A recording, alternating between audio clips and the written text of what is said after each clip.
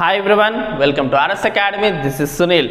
ఈ వీడియో సెషన్లో మనం స్టాటిస్టిక్స్ సంబంధించిన మీనింగ్ అండ్ స్టాటిస్టిక్స్ సంబంధించిన అప్లికేషన్స్ లేదా ఫంక్షన్స్ అండ్ లిమిటేషన్స్ చూడబోతున్నాం. చాలా ఇంపార్టెంట్ క్లాస్ ఇది, ఎందుకంటే మోస్ట్ రిపీటెడ్ క్వశ్చన్ ఇది. ఎగ్జామ్లో ఈ మ్యాటర్ రాస్తే కనుక ఈ క్వశ్చన్ అడిగితే మీరు ఇట్స్ ఎనఫ్ ఫుల్ మార్క్స్ రావడానికి. లాస్ట్లో స్క్రీన్ షాట్ చేసుకోవడానికి మీకు స్పేస్ ఇస్తాను, స్క్రీన్ షాట్ చేసుకోండి. అండ్ ఈ మ్యాటర్ ఎక్స్ప్లెనేషన్ విన్న తర్వాత చదవడం చాలా సింపుల్ అయిపోతుంది. సో ఫస్ట్ దీని యొక్క డెఫినేషన్ చూద్దాం.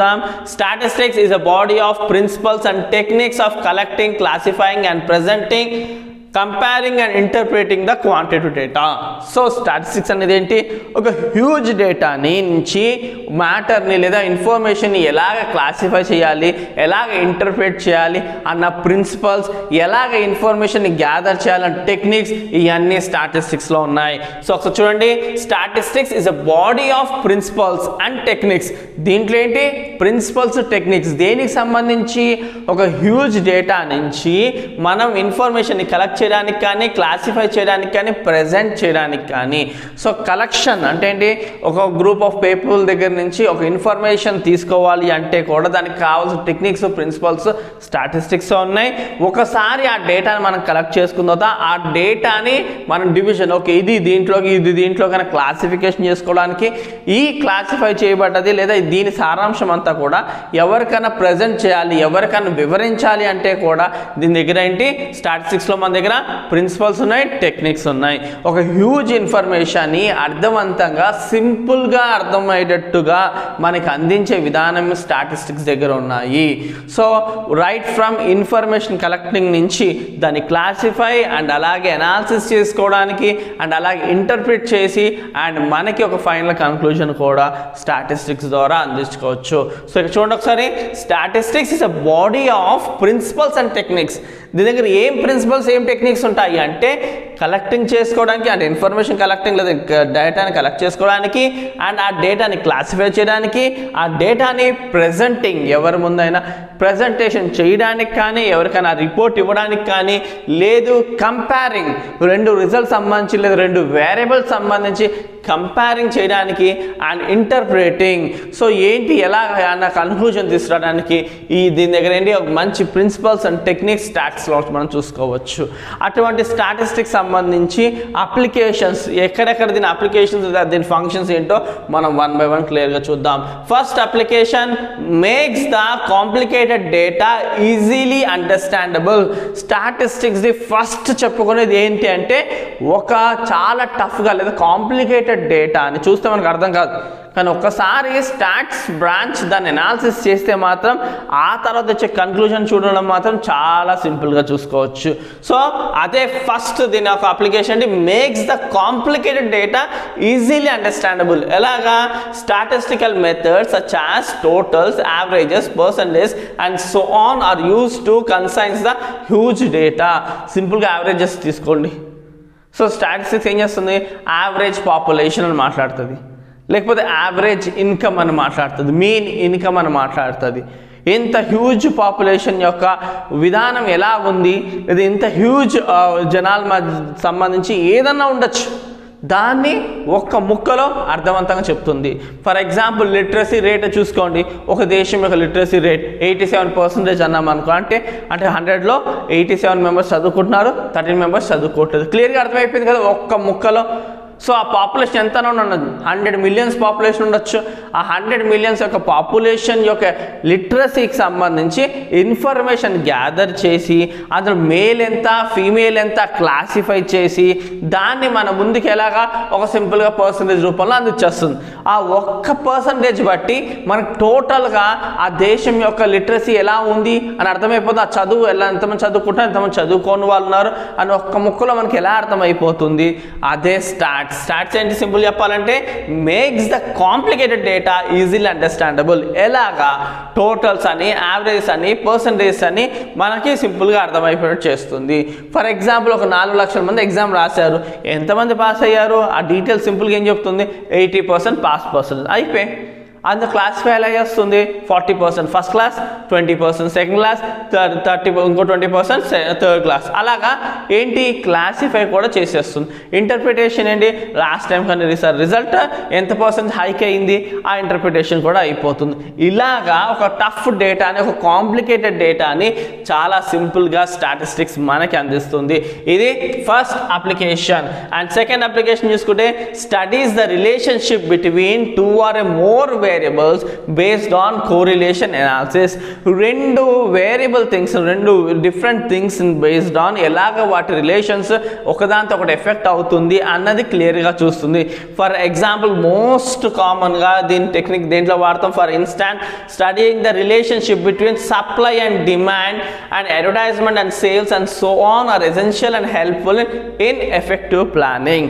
For example supply and demand, ఎంత గూడ్స్ సప్లై, సపోజ్ ఒక 100 బుక్స్ సప్లై చేస్తున్నాం అనుకో, డిమాండ్ ఎంత ఉంది, మన సప్లై సర్ప్లస్గా పెట్టడం బట్టి డిమాండ్ పెరుగుతుందా లేదా, లేదా మనకి ఈ సప్లై ఏదైతే డెఫిసిట్లో పెడితే డిమాండ్ పెరుగుతుందా, ఇలాగా డిఫరెంట్ కోణాల్లో మనకి కోరిలేషన్ అనాలిసిస్ ద్వారా అందిస్తుంది. And advertisement and sales, print media అంటే పేపర్లో ప్రింట్ చేపిస్తే సేల్స్ ఎలాగున్నాయి, టీవీలో యాడ్ ఇస్తే ఎలాగున్నాయి, అండ్ ఫిలిమ్స్ మధ్యలో యాడ్ ఇస్తే ఎలాగున్నాయి, మ్యాచ్ జరిగేటప్పుడు కనుక అడ్వర్టైజ్మెంట్ ఇస్తే ఆ టైంలో సేల్స్ ఎలాగున్నాయి, ఇలా డిఫరెంట్ ప్యాటర్న్స్లోని మనకి అనాలిసిస్ అందించడం జరుగుతుంది. సో దీన్ని బట్టి ఏమర్థమవుతుంది, ఏ యాడ్కి వెళ్తే బెస్ట్, దేంట్లో మనకి అడ్వర్టైజ్మెంట్ ఇస్తే బెస్ట్, ఇట్లా మనం కన్క్లూజన్ రావడానికి స్టాటిస్టిక్స్ చాలా హెల్ప్ అవుతుంది. With the help of correlation analysis help తీసుకుని రెండు వేరియబుల్స్ మీద ఎలాగ ఒకదానికి ఒకటి ఇన్ఫ్లుయెన్స్ చేస్తున్నాయి దాన్ని చూసుకోవడం బట్టి బిజినెస్లో, ట్రేడ్స్లో, కామర్స్లోని ఈ ప్రిన్సిపల్స్ అప్లై చేసి మనం ఏది చేస్తే రైట్, దేని వల్ల మనకి ఎక్కువ లాభాలు ఉంటున్నాయి అన్న ఒక కన్క్లూజన్కి మనం రావచ్చు. Next SSN forecasting activities. So మనం ఫోర్కాస్ట్ చేయొచ్చు, అంటే ముందుగానే ఊహించవచ్చు, ఇలా జరగచ్చు అలా జరగచ్చు అని స్టాటిస్టిక్స్ యొక్క ప్రిన్సిపల్స్ని మన టెక్నిక్స్ని బేస్ చేసుకుని మనం ఫోర్కాస్టింగ్ చేయొచ్చు. సో ఇక్కడ చూడండి, statistical analysis helps in ascertaining the trends in trade, commerce and industrial activities which can be used as a basis for making forecasting. So ఇందులో ఉన్న ప్రిన్సిపల్స్ టెక్నిక్స్ బేస్ చేసుకొని ట్రేడ్, కామర్స్లోను, industrial యాక్టివిటీస్లోను దీనికి demand ఉండొచ్చు, దీనికి డిమాండ్ ఉండకపోవచ్చు. Demand ఉంటుంది కాబట్టి మనం వర్క్ ప్రొడక్టివిటీ పెంచుకోవాలి, డిమాండ్ ఉండదు కాబట్టి అనవసరంగా సర్ప్లస్గా తయారు చేసి అవి ఎక్కడ స్టోర్ చేసుకోవాలి కష్టం కాబట్టి మనము ఏం చేద్దాం, ప్రొడక్షన్ తగ్గించుకుందాం. ఇలాగ ఫోర్కాస్టింగ్ ముందుగానే ఊహించి బిజినెస్ యాక్టివిటీస్ పరంగా చేంజెస్ చేసుకునే అవకాశం స్టాటిస్టిక్స్ మనకి అందిస్తుంది. సో ఈ స్టాటిస్టిక్స్లో చాలా టూల్స్ ఉన్నాయి, దాన్ని బట్టి మనం ట్రెండ్స్ని అర్థం చేసుకోవచ్చు, ఆ ట్రెండ్స్ బట్టి మనం ఫోర్కాస్ట్ చేసుకోవచ్చు. And next offers techniques for comparison of quantitative facts like the data relating to the sales, import, export, production and so on is compared in location wise and period wise, ascertains performance of economic activities. So comparison, రెండు goods మధ్యలో లేకపోతే రెండు things మధ్యలో మనం comparison చేసుకోవచ్చు. For example ఇదే టైంకి last year ఎంత యాక్టివిటీ జరిగింది, ఇప్పుడు ఎంత యాక్టివిటీ జరిగింది, ఎంత అప్రిసియేషన్ వచ్చింది, ఎంత పర్సంటేజ్ ఆఫ్ అప్రిసియేషన్ వచ్చింది, ఎంత పర్సెంటేజ్ ఆఫ్ డిప్రిసియేషన్ వచ్చింది అని మనం ఒక కంపారిజన్ చేసుకోవచ్చు. లాస్ట్ మంత్కి ఈ మంత్కి చూసుకోవచ్చు, లాస్ట్ వీక్కి ఈ వీక్ చూసుకోవచ్చు. దానికి వచ్చిన వాల్యూస్, దీనికి వచ్చిన వాల్యూస్ని మనం పెట్టుకొని ఆ హైక్ దాని మీద ఓవర్లాపింగ్ చేసి మనకు ఒక ఐడియా తీసుకోవచ్చు. సో ఏంటి కంపారిజన్, మనం ఏం చేసుకోవచ్చు, offers techniques for comparison, different comparisons ఈజీగా అర్థమయ్యేటట్టు ఒకే దాని మీద ఒకటే గ్రాఫ్ మీద మనం లాస్ట్ ఇయర్ది ఈ ఇయర్ది వేసుకోవడం, లేదా లాస్ట్ మంత్ ఈ మంత్ వేసుకుంటే ఆ గ్రాఫ్స్ యొక్క పర్ఫార్మెన్స్ బట్టి ఎక్కడ స్లోప్ వస్తుంది, ఎక్కడ డౌన్ఫాల్ వచ్చింది, ఏ మంత్లో ఎలా ఉంది అనే డీటెయిల్స్ మనకి ఈజీగా అర్థమవుతుంది. ఫస్ట్ అప్లికేషన్ ఏంటి, కాంప్లికేటెడ్ డేటాని ఈజీగా అందిస్తుంది. సెకండ్ అప్లికేషన్ ఏంటి, రెండిట్ల యొక్క రిలేషన్ ఒకటి ఇంకొకటి ఎలా ఇన్ఫ్లుయెన్స్ చేస్తుంది, ఒకదానికి ఇంకోదానికి ఎటువంటి సంబంధాలు ఉన్నాయి, ఇన్ఫ్లుయెన్సింగ్ ఎలాగా. అండ్ ఫోర్కాస్టింగ్ అంటే ముందుని ఊహించి మన ప్రొడక్టివిటీ యాక్టివిటీస్లో కానీ లేదా ఏదైనా చేంజెస్లో కానీ తీసుకోవడానికి అవకాశం ఉంది. ఫోర్కాస్టింగ్. నాలుగోది కంపారిజన్ ఆఫ్ క్వాంటిటేటివ్ ఫ్యాక్ట్స్. ఒక డిఫరెంట్ ఫ్యాక్ట్స్ అంటే ఫర్ ఎగ్జాంపుల్ లాస్ట్ ఇయర్ ఉండొచ్చు, లాస్ట్ మంత్ ఉండొచ్చు, లాస్ట్ వీక్ ఉండొచ్చు. ఆ వాల్యూస్కి ఈ వీక్ ప్రొడక్షన్ వాల్యూస్కి కంపారిజన్ అనేది చేసుకోవచ్చు. రెండు ఫ్యాక్ట్స్కి మధ్యలో కంపారిజన్ చేసుకోవచ్చు. Next assess in testing and formulating theories. So statistics not only assist in testing and formulating theories in various fields but also assist in measuring the impact of such theories. So statistics మనకి ఏం help చేస్తుంది? Testing అంటే ఒక good ఎలాంటి performance ఉంది ఏంటి అన్నది and దానికి సంబంధించి థియరీస్. సో ఇలా చేస్తే ఇలా రావచ్చు అని ఒక ఎజంప్షన్కి వచ్చి మనం అనుకున్న ఎజంప్షన్ ఎలాగ పనిచేస్తుందో కూడా తెలుసుకోవచ్చు. ఫస్ట్ థింగ్ ఒక గుడ్ యొక్క డిమాండ్ ఎలాగుంది, దాని సేల్ ఎలాగుంది అని టెస్టింగ్ చేసుకోవచ్చు. అండ్ దాని బేస్డ్ ఆన్ మనం ఒక థియరీ అంటే ఇలా చేస్తే ఇలా ఉండే అవకాశం ఉంది అని ఒక థియరీ రెడీ చేసుకుని ఆ థియరీని ఇంప్లిమెంట్ చేసినప్పుడు దాని రిజల్ట్ ఎలా ఉందో కూడా మనం అనాలిసిస్ చేసుకోవచ్చు. 3 థింగ్స్ ఏంటి? టెస్టింగ్, ఫార్ములేటింగ్ థియరీస్ అండ్ దాని ఇంపాక్ట్ కూడా మనం చెక్ చేసుకోవచ్చు. చూడండి, statistics not only assist in testing and formulating theories in various fields but also assist in measuring the impact of such theories. So theories ni manam ready chesukodame kaadu, theories ni amal chesinappudu kuda dani impact ela undo kuda manam telusukovachu. And chivari chusukunte assist in formulating policies.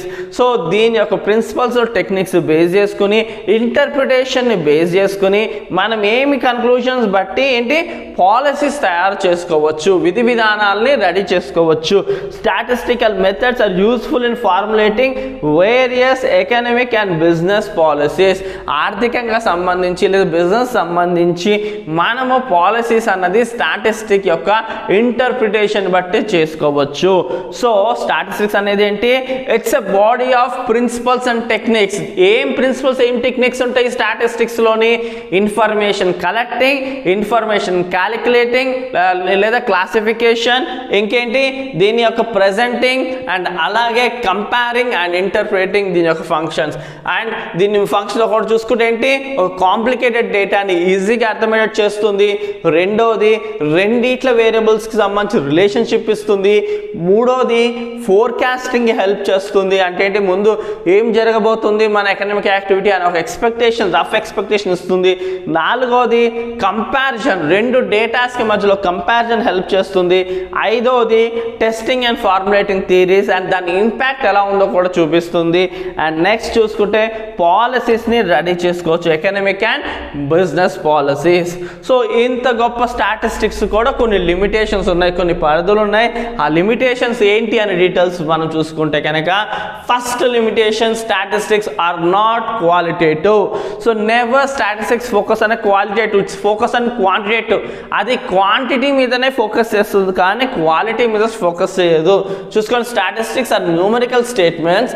It is applied to those areas which are measured quantitatively. ఇది ఎక్కడ apply అవుతుంది? Quantity measurement ఎక్కడైతే వీలుందో అక్కడే apply అవుతుంది కానీ quality measurement దగ్గర ఇది apply అవ్వదు. ఇది కేవలం న్యూమరికల్స్ని బేస్ చేసుకుని, అంటే ఏంటి ఇక్కడ నెంబర్సే మాట్లాడతాయి అంతేకాని ఇక్కడ రఫ్ కంపారిజన్ ఉండదు. అంటే ఫస్ట్ దానికన్నా సెకండ్ బెటర్, సెకండ్ దానికన్నా అలా కాదు. ఫస్ట్ దానికన్నా సెకండ్ది ఎంత న్యూమరికల్గా ఎక్కువ నెంబరింగ్ ఉంటుంది ఇక్కడ. అంటే ఏంటి 2000 ఎక్కువ పర్ఫార్మెన్స్ చేసింది అంతేకాని సెకండ్ దానికన్నా ఫస్ట్ది బాగా పర్ఫార్మెన్స్ చేసిందని చెప్పదు. ఇక్కడ ఏం చెప్తుంది? సెకండ్ దానికన్నా ఫస్ట్ది 2000 రూపీస్ సేల్ ఎక్కువ జరిగింది. ఇలాగ న్యూమరికల్స్ వాల్యూ మాట్లాడుతుంది. It's a qualitative.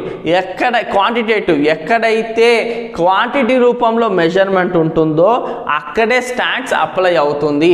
క్వాలిటీ దగ్గర, క్వాలిటీ మెజర్మెంట్ జరుగుతున్న దగ్గర స్టాట్స్ అప్లై అవ్వదు. Okay, stats are not qualitative.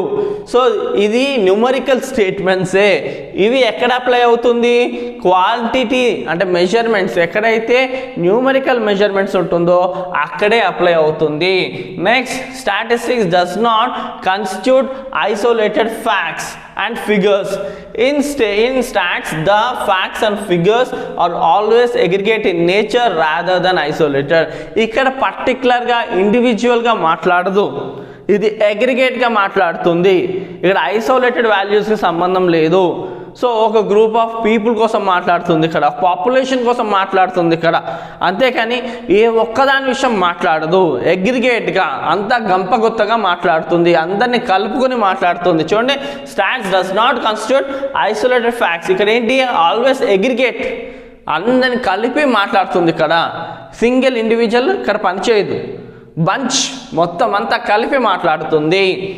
So అది దీని ఒక డిసడ్వాంటేజ్ అనొచ్చు, లేదా లిమిటేషన్ అనొచ్చు. Next the statistic laws are probabilistic in nature. Statistics laws are not exact, they are probabilistic in nature. అంటే ఇది ఎగ్జాక్ట్ ఇన్ఫర్మేషన్ ఇవ్వదు, ఇది ఇంటర్ప్రిట్ చేసిన దాన్ని బట్టి, ఇది కలెక్ట్ చేసే ఇన్ఫర్మేషన్ బట్టి మనకు ఒక రఫ్ ఎస్టిమేషన్ మాత్రమే ఇస్తుంది. So statistics laws are probabilistic in nature, ఇవి ఎగ్జాక్ట్ కాదు, ఇవి రఫ్ ఎస్టిమేషన్ మాత్రమే.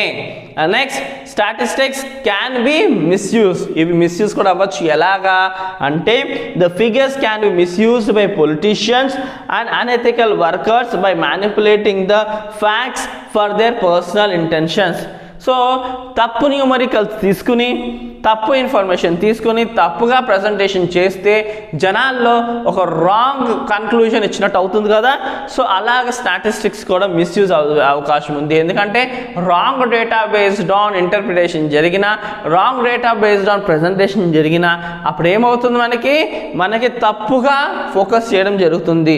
కాబట్టి statistics can also be misused by some unethical workers. So కాబట్టి అలాంటి లిమిటేషన్ కూడా దీనికి ఉంది. Next, statistics cannot measure individual behaviour. ఏ ఒక్క దానికోసం పర్టికులర్ థింగ్ మాట్లాడదు. ఇట్స్ అగ్రిగేట్ అని మాట్లాడుకున్నాం కదా ఆల్రెడీ, అదే. It cannot measure the behaviour of individual person. It can effectively measure group of person, certain population or combine cases. ఇక్కడ single దానికోసం మాట్లాడదు, ఇక్కడ అంతా కూడా కలిపే మాట్లాడడం జరుగుతుంది. సో అగ్రిగేట్ థింగే ఉంటుంది కానీ పర్సనలైజ్డ్ థింగ్ కానీ ఇండివిజువల్ థింగ్ కానీ ఇక్కడ ఉండదు. సో దీని లిమిటేషన్ ఏంటి, ఇది క్వాలిటీ చూడదు, క్వాంటిటీయే దీని మెజర్మెంట్. ఏ ఏరియాలో అయితే క్వాంటిటీ మెజర్మెంట్ న్యూమరికల్స్ ఉంటాయో అక్కడే ఇది అప్లై చేయగలుగుతాము, కానీ న్యూమరికల్స్ లేని దగ్గర ఈ స్టాటిస్టిక్స్ని అప్లై చేయలేము. అండ్ ఇది ఏంటి, ఐసోలేటెడ్ ఫ్యాక్ట్స్ ఫిగర్స్ని కన్సిడర్ చేయదు, ఇదంతా కూడా అగ్రిగేట్ని కన్సిడర్ చేస్తుంది. ఇది మీన్ వాల్యూస్, యావరేజ్ వాల్యూస్ని ఇవ్వగలుగుతుంది. అండ్ నెక్స్ట్, స్టాటిస్టిక్ అనేది ఒక probabilistic in nature. It doesn't gives an exact information, exact information ఇవ్వదు, ఒక రఫ్ ఎస్టిమేషన్ మాత్రమే ఇక్కడ ఉంటుంది. ఓకే, అక్యురసీ, ఎగ్జాక్ట్నెస్ స్టాటిస్టిక్స్లో ఉండదు, ఎందుకంటే ఇక్కడ పలు రకాలైన ఇన్ఫర్మేషన్ తీసుకోవడం బట్టి ఒక ఎస్టిమేషన్ వచ్చాము కాబట్టి. Next, statistics can be misuse. ఇది మిస్యూజ్ అయ్యే అవకాశం ఉంది, ఎందుకంటే డేటాని తప్పుగా తీసుకొని తప్పు ఇన్ఫర్మేషన్ ప్రజెంటింగ్ చేయడం బట్టి ఒక తప్పు ప్రొజెక్షన్ జరిగే అవకాశం ఉంది. Next, statistics cannot measure individual measure చేయదు, it's always an aggregate measurement. So ఇది మొత్తంగా స్టాట్స్ కోసం. స్క్రీన్ షాట్ కావాలనుకున్న వాళ్ళు స్క్రీన్ షాట్ తీసుకోవచ్చు. సో ఎవరికైతే స్క్రీన్ షాట్ కావాలో, సో సింపుల్గా స్టాట్స్ అనేది ఏంటి, ఇది ఒక ప్రిన్సిపల్ అండ్ టెక్నిక్స్. దీంట్లో ఏముంటుంది, collecting, classifying and presenting and comparison and interpreting of a data ఉంటుంది. ఒక హ్యూజ్ డేటాని సింపుల్గా చూపిస్తుంది, రెండిట్లకి రిలేషన్ చూపిస్తుంది, రెండు ఫ్యాక్ట్స్ మధ్యలో కంపారిజన్ చూపిస్తుంది. అండ్ అలాగే పాలసీస్ని మనం దీని నుంచి చేసుకోవచ్చు, అలాగే ఫోర్కాస్టింగ్ చేసుకోవచ్చు, అలాగే థీరీస్ని డెవలప్ చేసుకోవచ్చు. అండ్ దీని లిమిటేషన్ వచ్చేసరికి మనకేంటి, ఇది క్వాలిటీని చూడదు, క్వాంటిటీ మెజర్మెంట్ ఉన్న ఏరియాలోనే న్యూమరికల్స్ ఉన్న దగ్గర ఇది ఉంటుంది. ఇది ఎగ్జాక్ట్ ఇన్ఫర్మేషన్ ఇవ్వదు, ఇది ప్రాబబిలిస్టిక్, ప్రాబబుల్గా ఇది జరగచ్చు అని మాత్రమే చెబుతుంది. అండ్ అలాగే ఇది ఎక్కడైనా సరే మిస్యూజ్ అవకాశం ఉంది. అండ్ ఇది ఎప్పుడు కూడా ఇండివిజువల్ని కన్సిడర్ చేయదు, అగ్రిగేట్ని అందరినీ కలుపుకొని బంచ్ లాగా కన్సిడరేషన్ చేస్తుంది. సో ఒకసారి ఎవరికైతే స్క్రీన్ షాట్ కావాలో స్క్రీన్ షాట్ చేసుకోండి క్లియర్గా, you can take screen shot. And ఇదే ఎగ్జాక్ట్గా మీరు ఎగ్జామ్లో రాసుకోవచ్చు, మీకు ఫుల్ మార్క్స్ అనేది వచ్చేస్తుంది. సో ఎటువంటి డౌట్స్ ఉన్నా కింద మెన్షన్ చేయండి. అండ్ నెక్స్ట్ ఇంకేం వీడియో కావాలో ఖచ్చితంగా మెన్షన్ చేయండి. ఆ వీడియో వీళ్ళంత వరకు మ్యాక్సిమం అడిగిన దాన్ని బట్టి ఎక్కువ ఏది అడిగితే ఆ వీడియో అయితే అందించడం ట్రై చేస్తాం. Thank you for watching. Do share and subscribe our channel.